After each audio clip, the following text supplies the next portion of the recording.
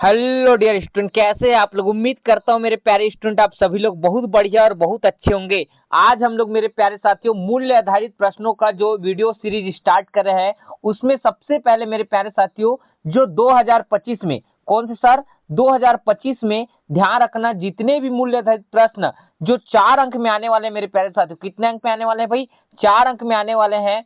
उसमें सबसे पहले हम लोग 6वां चैप्टर का पूरा मूल्य आधारित प्रश्न करेंगे, फिर 7वां चैप्टर का मूल्य आधारित प्रश्न करेंगे, और इस बार मेरे प्यारे साथियों आप लोग को 9वां और 10वां चैप्टर में भी 4 अंक का क्वेश्चन आ सकता है बोला है। इसका मतलब मेरे प्यारे साथियों अगर बोर्ड वाला चाहे तो इस 9वां और 10वां चैप्टर से भी दे सकता है, लेकिन हम लोग मेरे प्यारे साथियों सबसे पहले 6वां और 7वां चैप्टर के जितने भी 5 साल के मोस्ट इंपॉर्टेंट क्वेश्चन को आधार मानते हुए मूल्य आधारित प्रश्नों को आज करेंगे मेरे प्यारे साथियों, जिसमें से लगभग मैं 2 मूल्य आधारित प्रश्नों को डेली कराने का कोशिश करूंगा मेरे प्यारे साथियों। तो स्टार्ट करते हैं, और आप वीडियो में नए हैं तो हमारे चैनल को आज ही सब्सक्राइब कर ले मेरे प्यारे साथियों, ठीक है, क्योंकि डेली आपका ध्यान रखना वीडियो आएगा मूल्य आधारित प्रश्न पर, उसके बाद मोस्ट इंपॉर्टेंट क्वेश्चन पर, ठीक है। तो स्टार्ट करते हैं मेरे प्यारे साथियों। पहला क्वेश्चन जो कि 4 नंबर का आएगा, तो सबसे पहले मूल्य रहित प्रश्न कैसे हल करते हैं ये आपको मैं पीछे वीडियो में बता चुका हूं, तो आप इस वीडियो को देख के आना, तभी इसको आपको देखना पड़ेगा, ठीक है। डिस्क्रिप्शन में मैं लिंक दे दूंगा, या आप जाकर प्ले स्टोर में बना दूंगा पूरा मूल्य रहित प्रश्न का, आप वहां से देख सकते हैं भाई, ठीक है। मैं थोड़ा सा बड़ा कर रहा हूं मेरे प्यारे साथियों, और आंसर आपको अभी नहीं दिखाऊंगा, ठीक है भाई, बिल्कुल नहीं दिखाऊंगा, नहीं तो आपके सोचने की शक्ति क्या हो जाएगा, कम हो जाएगा, ठीक है। तो देखते हैं मेरे प्यारे साथियों, ये है आपका क्वेश्चन दीर्घ उत्तरीय प्रश्न मूल्य आधारित प्रश्न। तो सबसे पहले एक बार क्वेश्चन को अच्छे से दबा के पढ़ो, उसके बाद दबा के कॉन्सेप्ट समझो, और दबा के उसके बाद आप कॉन्सेप्ट को अच्छे से रिवाइज करो। तो देखते हैं भाई, ये क्वेश्चन आया है 2021-2022 का ABC सेट में, और आपको मैं विश्वास दिला सकता हूं मेरे प्यारे साथियों ये 2026 में आपका क्वेश्चन आने के चांस है, ठीक है। तो स्टार्ट करते हैं। हर्षित के विद्यालय के एक शिक्षक विद्यार्थियों को शैक्षणिक भ्रमण के लिए शहर से 200 किलोमीटर की दूरी पर स्थित शक्ति संयंत्र मतलब कोई पावर प्लांट ले गया है, ठीक है। हर्षित मतलब कोई लड़का है, उसके विद्यालय के कोई टीचर है, उन सभी विद्यार्थियों को शैक्षणिक भ्रमण के लिए कहा भाई, शहर से, ठीक है, 200 किलोमीटर की दूरी पर एक पावर प्लांट आपको ले गए हैं, और शिक्षक महोदय ने बताया कि प्रत्यावर्ती धारा के रूप में विद्युत ऊर्जा का प्रेषण इतनी लंबी दूरी तक शहरों में किया जाता है। मतलब ध्यान रखना, जो हम आप लोग के घर में करंट होता है मेरे प्यारे साथियों, इनका पावर सप्लाई बहुत दूर से होता है, मतलब जहां वहां से घूमने गए हैं वहां से आपके घरों तक होता है। ये कौन बता रहा है, उसके टीचर बता रहा है, ठीक है। प्रत्यावर्ती धारा को उच्च उल्टता तक उठाया जाता है, तथा शहरों में ग्राही स्थानों पर युक्तियों का प्रचालन करने के लिए उल्टता को क्या किया जाता है, घटाया जाता है। प्रत्यावर्ती धारा को उच्च उल्टता तक उठाया जाता है, मतलब जहां से ध्यान रखना धारा उत्पन्न हो रहा है वहां पास उल्टता को क्या किया जाता है भाई, अधिक किया जाता है, और आपके शहरों तक पहुंचाना है वहां पास एक ट्रांसफार्मर लगाया रहता है, उस ट्रांसफार्मर के पास उल्टता को क्या किया जा सकता है, घटाया और बढ़ाया जा सकता है, ठीक है। तो उल्टता को घटाया जाता है, और इसके परिमाण स्वरूप ऊर्जा की बहुत कम हानि होती है। हर्षित ने शिक्षक महोदय की बात को ध्यानपूर्वक सुना और प्रत्यावर्ती धारा को कम, ठीक है, अथवा अधिक उल्टता में करने के विषय में उनसे प्रश्न पूछा। अब देखो मेरे प्यारे साथियों, ये था मूल्य आधारित प्रश्न, और उसके बाद आपको इधर 4 क्वेश्चन दिख रहे होंगे। कितना क्वेश्चन दिख रहे हैं, 4 क्वेश्चन। तो सबसे पहले मेरे प्यारे साथियों मूल्य आधारित प्रश्न को पढ़ने के बाद क्या समझ आया, सबसे पहले क्या समझ आया था, बोला था आपको कौन से चैप्टर का ये पता करना है। चैप्टर पता चलने के बाद आपको टॉपिक पता होना चाहिए, कौन से टॉपिक का है। टॉपिक पता हो गया तो उस टॉपिक को पूरा अच्छे से क्या कर लो, रिवाइज कर लो, ठीक है, और उसके बाद क्वेश्चन देखो और आंसर आप लिखते चले जाओ, ठीक है। तो सबसे पहले कौन से चैप्टर का है ये आप बताएंगे, कौन से चैप्टर का है आप लोग बता दो भाई। प्रत्यावर्ती धारा, यही वाला चैप्टर है।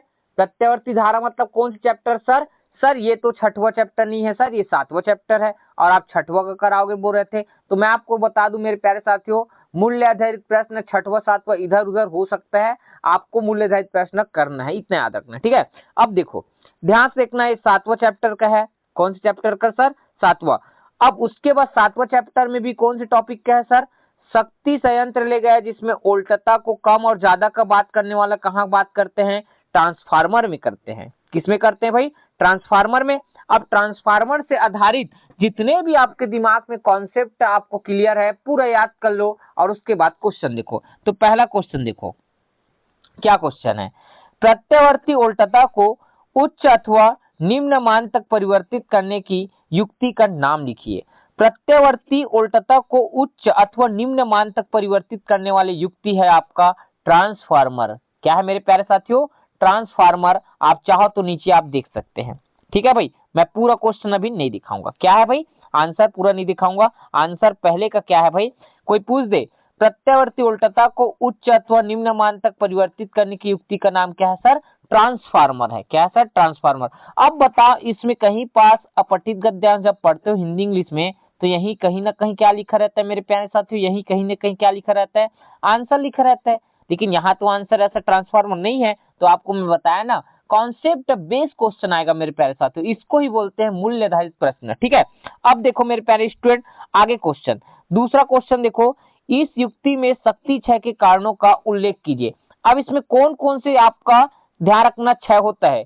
ठीक है, ऊर्जा का क्षय होता है। तो आपको सिर्फ नाम लिखना है मेरे प्यारे साथियों। क्या लिखना है सर? नाम लिखना है। कौन कौन से ऊर्जा क्षय होते हैं? ताम्र क्षय। ताम्र क्षय किसे कहते हैं आपको बता देता हूँ, सिर्फ आपको नाम लिखना है। मैं बता रहा हूँ ताम्र क्षय किसे कहते हैं। ठीक है, तो ट्रांसफार्मर की कुंडलियां तांबे के तार से बनी होती है। अब उस तांबे के तार में ध्यान रखना प्रतिरोध होता है, और उसका कुछ ना कुछ क्या रहता है? प्रतिरोध होता है। और इस प्रतिरोध के कारण मेरे प्यारे स्टूडेंट, ठीक है, जो आपका तार है वो क्या होने लगते हैं? गर्म होने लगते हैं। क्या होता है? गर्म। अब गर्म क्यों होता है ये भी क्वेश्चन पूछ सकते हो। तो जब ध्यान रखना, उस तांबे के तार में धारा प्रवाहित करते हैं तो गर्म होता है, और गर्म होने के बाद, ठीक है, कुछ ऊर्जा जो होता है मेरे प्यारे साथियों, वो उसमें ऊर्जा में क्या हो जाता है? परिवर्तित हो जाता है। ठीक है, मतलब ऊर्जा का वहां पास क्या हो जाता है? क्षय हो जाता है। और इसी क्षय को मेरे प्यारे साथियों क्या बोले जाता है? ताम्र क्षय कहते हैं। क्या कहते हैं? ताम्र क्षय कहते हैं। उसके बाद मेरे प्यारे साथियों लौह क्षय। तो ताम्र क्षय को कम करने के उपाय भी बता देता हूं। ठीक है, ताम्र क्षय को ध्यान रखना, कम करने के लिए आप क्या कर सकते हो? जो तांबे के तार हैं उसको ध्यान रखना मोटे लेना है। मतलब तांबे के मोटे तार का उपयोग करके हम लोग ताम्र क्षय को क्या कर सकते हैं? कम कर सकते हैं। उसके बाद मेरे प्यारे साथियों लौह क्षय। क्या है? लौह क्षय या लौह ह्रास बोल सकते हो। ठीक है, क्षय भी गलत नहीं है, या ह्रास भी लिखे वो भी गलत नहीं है। ठीक है, तो लौह क्षय या लौह ह्रास। अब इसको किसे कहते हैं भाई? तो ये भी बहुत सरल है मेरे प्यारे साथियों। ठीक, इसमें क्या बोलेंगे? जो ट्रांसफार्मर होता है वो नर्म लोहे का बना होता है। किससे मिलकर बना होता है सर? नर्म लोहे का बना होता है। और नर्म लोहे के कारण मेरे प्यारे साथियों, ठीक है, नर्म लोहे के कारण उसमें ध्यान रखना भंवर धारा उत्पन्न हो जाती है। कौन सी धारा उत्पन्न हो जाती है सर? भंवर धारा। ठीक है, और भंवर धाराओं के कारण, ठीक है, कुछ ऊर्जा का भाग सेम उसमें ऊर्जा में क्या हो जाता है? रूपांतरित हो जाता है। और इस क्षय को बोला जाता है लौह क्षय। क्या बोलते हैं सर? लौह क्षय। ठीक है, और लौह क्षय को कम कैसे कर सकते हैं? तो ध्यान रखना, जो आपका ट्रांसफार्मर है उसमें क्या लगा रहता है भाई? क्रोड होता है। क्या होता है भाई? क्रोड। क्रोड मतलब एक मध्य सा भाग होता है, इस तरह से होता है। आपके टीचर स्कूल में अच्छे से पढ़ाएंगे।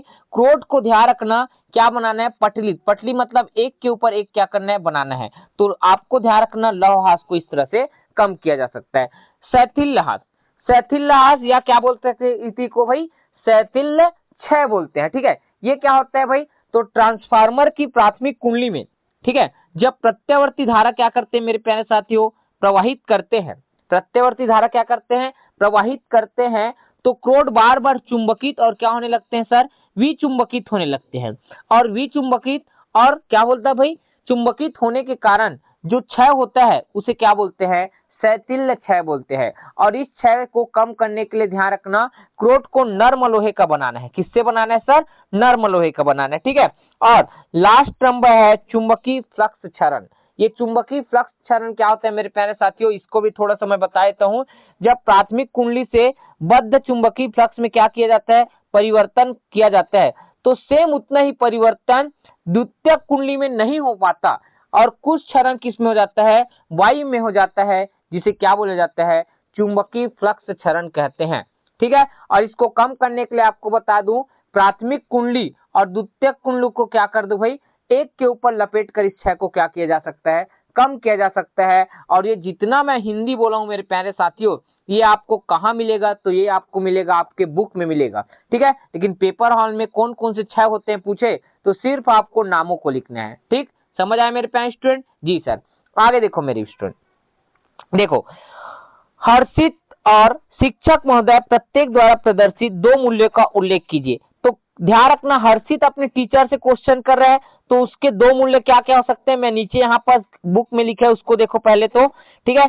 हर्षित में सजगता, नई वस्तु को जानने एवं ज्ञान प्राप्त करने की उत्कंठा थी। तो ठीक है, ये सजगता वाला एक लाइन लिख सकते हो, नई वस्तु को जान सकता है और ज्ञान प्राप्त करने की क्या थी, उसमें उत्कंठा थी, मतलब ललक थी।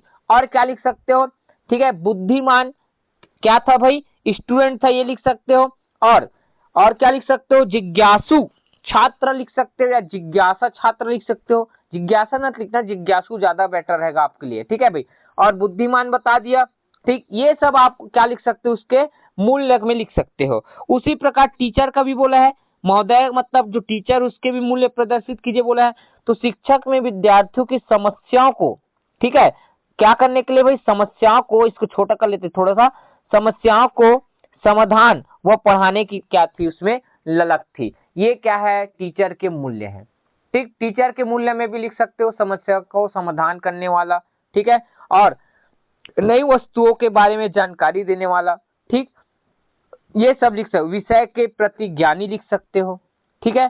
ये सब टीचर के गुण में आएगा मेरे प्यारे साथियों, ठीक है। उसके बाद चौथा पॉइंट है आपका क्या चीज सर, उच्चई एवं अपचयी ट्रांसफार्मर में अंतर लिखिए। तो इसमें तो कहीं नहीं बोला, लेकिन क्वेश्चन पूछा है, तो आपको ध्यान रखना। यहाँ पर देखो मैं पीडीएफ में शो कर दिया हूँ, उच्चई और क्या है सर, अपचयी ट्रांसफार्मर में अंतर दिख रहा है भाई। जिसमें पहला नंबर क्या है मेरे प्यारे साथियों, उच्चई, और क्या है भाई, अपचयी ट्रांसफार्मर। तो उच्चई मतलब याद रखना, नाम से स्पष्ट है, इसमें क्या लिखा है उसको भूल जाओ, ठीक है। पहले मैं अपने हिसाब से बता देता हूं।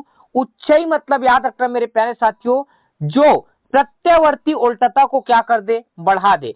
उच्चई मतलब ध्यान रखना, बढ़ा दे, बढ़ा दे। उच्च उच्च मतलब क्या होते हैं भाई, बढ़ा देना। तो प्रत्यवर्ती वोल्टेज को क्या कर देता है मेरे प्यारे साथियों, बढ़ा देता है।